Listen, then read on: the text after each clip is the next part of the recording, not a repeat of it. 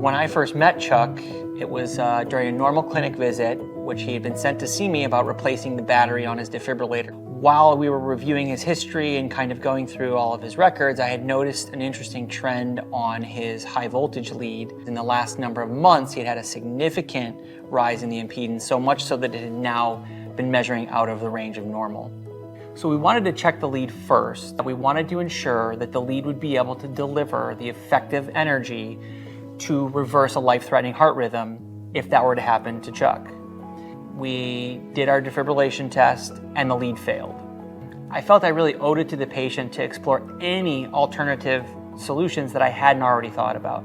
So I collaborated with a number of my colleagues, including my local Abbott representative, who presented me with quite an out-of-the-box idea.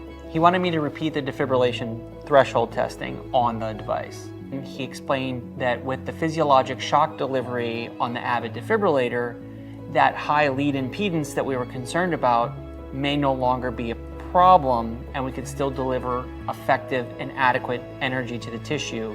I hadn't had a lot of experience with adjusting the shock waveform to perform defibrillation, in part because we really don't do a lot of defibrillation threshold testing during routine implants. I had experience and knowledge of the algorithm, but never thought about using it in this type of application to solve an otherwise very challenging clinical problem. With this solution, not only could Chuck potentially avoid the complications of a high-risk procedure, but walk away with a simple battery replacement.